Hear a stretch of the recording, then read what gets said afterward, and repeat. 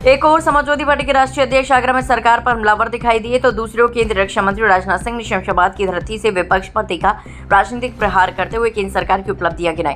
रक्षा मंत्री ने शमशाबाद में महाराणा प्रताप की प्रतिमा का अनावरण करने के बाद एपी इंटर कॉलेज में आयोजित जनसभा को संबोधित किया। सभा को संबोधित करते हुए रक्षा मंत्री ने कहा कि आज भारत का सीना चौड़ा हुआ है। 12 साल पहले ये सब संभव नहीं था। अब भारत जब बोलता है तो दुनिया भी ध्यान से सुनती है। उन्होंने कहा कि वर्ष 2014 से पहले देश में लगातार आतंकी घटनाएं होती थी और सुरक्षा को लेकर स्थिति अलग थी।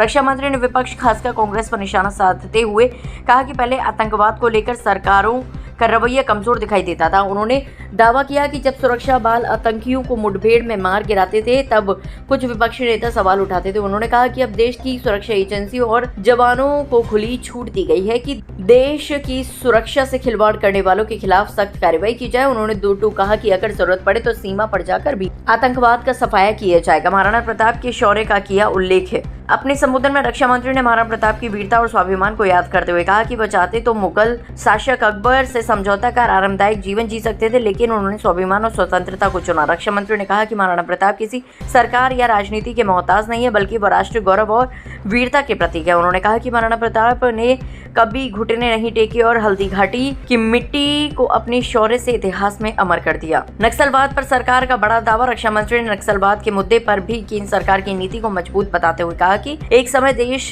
के कई हिस्से नक्सली हिंसा से प्रभावित थे। सड़कों का निर्माण, शिक्षा व्यवस्था और उद्योग प्रभावित रहते थे, जबकि सुरक्षा बलों को लगातार निशाना बनाया जाता था। उन्होंने दावा किया कि सरकार ने कठोर नीति अपनाकर नक्सलवाद को काफी हद तक समाप्त करने का काम किया है। सभा के दौरान रक्षा मंत्री ने कहा कि उनकी सरकार झूठे वादों की राजनीति नहीं करती, बल्कि विकास और सुरक्षा को प्राथमिकता देते हुए काम करती है। शमशाबाद में आयोजित कार्यक्रम में बड़ी संख्या में भाजपा कार्यकर्ता, स्थानीय जनप्रतिनिधि और आमजन मौजूद रहे। भाइयों, मैं केवल भाषण के लिए नहीं कह रहा, दुनिया के अधिकांश देशों में मेरा आना जाना होता है, इसलिए मैं कहना चाहता हूं आज के 12 वर्ष पहले भी दुनिया के कई देशों में कई कार्यक्रमों को संबोधित करने का, वहां के नेताओं से, राष्ट्राध्यक्षों से, वहां के प्रधानमंत्रियों से मिलने का मुझे अवसर प्राप्त हुआ है। लेकिन जो भाव आज यदि हम किसी देश के राष्ट्रपति, प्रधानमंत्री अथवा रक्षा मंत्री से मिलते हैं, इस समय लोगों के मन में देखते हैं भारत के प्रति बहनों भाइयों, तो हमारा यह सीना चौड़ा हो जाता है। हमारे प्रधानमंत्री मोदी जी के नेतृत्व में अंतर्राष्ट्रीय जगत में भारत की प्रतिष्ठा बढ़ी है। मेरे बहनों भाई, अंतर्राष्ट्रीय समुदाय में भारत की प्रतिष्ठा बढ़ी है। पहले अंतर्राष्ट्रीय मंचों पर कुछ भारत बोलता था तो भारत की बातों को जितनी गंभीरता पूर्वक लिया जाना चाहिए नहीं लिया जाता था, लेकिन आज हमारा भारत अंतर्राष्ट्रीय मंचों पर कुछ बोलता है मेरे बहनों भाइयों, तो सारी दुनिया कान खोल कर सुनती है भारत बोल क्या रहा है। यह भारत की हैसियत बनी है।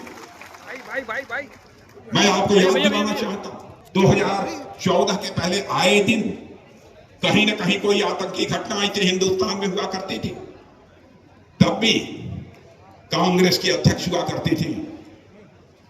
अब कौन अध्यक्ष हुआ करता था मैं नाम नहीं लेना चाहता। आतंकवादियों के मारे जाने पर उन्होंने अपने आंखों से आंसू बहाए थे और कांग्रेस के नेता राहुल गांधी जी ने तो यहां तक कह दिया कि हम सब आतंकी हमले रोक नहीं सकते। कभी कभी एक दो इस प्रकार की घटनाएं हो ही जाती हैं, लेकिन आज हमने अपने जवानों को मेरे बहनों भाइयों खुली आजादी दे दी है। कहीं पर भी आतंकवादी वारदात होती है तो आतंकवादियों का सफाया होना चाहिए, और आतंकवादियों का सफाया यही नहीं होना चाहिए, सीमा पार करके जाना हो तब भी आतंकवादियों का सफाया होना चाहिए। और पुरखे भी राणा प्रताप जैसे हों जिन्होंने हल्दी घाटी के युद्ध में मुगलों के छक्के छुड़ाने का काम किया।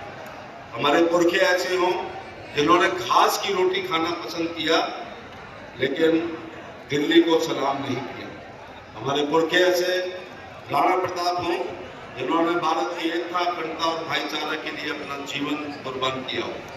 ऐसी जयंतियों से जागृति आती है, जागृति से सोच बदलती है, सोच से संघर्ष करने की क्षमता आती है, संघर्ष से सत्ता मिलती है, सत्ता से इतिहास बनता है, फिर इतिहास ऐसे ही पढ़ा लिखा, समझा और सराहा जाता है। मैं बहुत गर्मी है, रक्षा मंत्री जी को दिल्ली में भी कई कार्यक्रम करने हैं, इसलिए मैं बड़ी बात नहीं कहूँगा। मैं पुनः आयोजित राजन सिंह जी का, मंजू मगरिया जी का धन्यवाद देना चाहूँगा। और आप इस 44 डिग्री टेम्परेचर में आप आए हैं, और राणा प्रताप हूँ, राणा सांगा जी हूँ, पृथ्वीराज चौहान हूँ, अहल्याबाई होलकर हूँ, अवंती बाई हूँ, सरकारी बाई हूँ, महाराज सूरजमल हूँ, महात्मा बुद्ध हूँ, महावीर स्वामी हूँ, महर्षि वाल्मीकि हूँ, भगवान परशुराम हूँ, महाराज सूरजमल हूँ। ये हमारे साझा पुरखे हैं, इन्होंने कौम के लिए काम नहीं किया बल्कि देश के लिए काम किया और सनातन के संरक्षण और संवर्धन के लिए काम किया।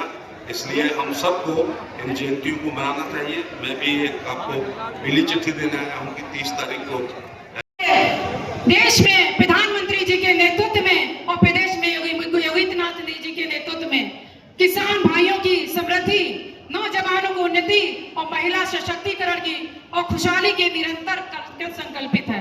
मैं धन्यवाद देना चाहती हूँ आज इस अवसर पर देश के यशस्वी प्रधानमंत्री माननीय नरेंद्र मोदी जी को और अपने रक्षा मंत्री राजनाथ जी को तथा प्रदेश के मुख्यमंत्री योगी आदित्यनाथ जी को, जिन्होंने महिला शक्ति बंधन लाकर 33% आरक्षण देकर महिलाओं को मुख्य धारा में जोड़कर और नेतृत्व उनके राजनीति में उनके आने का एक रास्ता जो दिया, उसके लिए मैं धन्यवाद देती हूँ, आभार व्यक्त करती हूँ।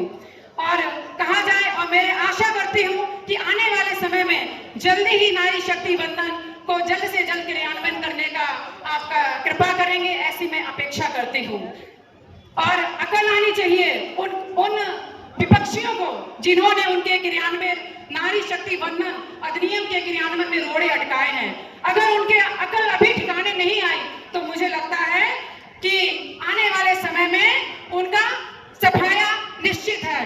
वेस्ट बंगाल में जो हालत हुई है वही यूपी में भी हालत होने वाली है। आज इतने ही, इसी के साथ साथ पुनः मुझे पूर्ण विश्वास के साथ कह सकती हूँ कि वीर शिरोमणि महाराणा प्रताप जी की भव्य मूर्ति हम सबके लिए राष्ट्रभक्ति, राष्ट्र प्रेम, मातृभूमि की रक्षा व समता मूलक समाज की स्थापना के लिए प्रेरित करेगी, जिससे कि हम सब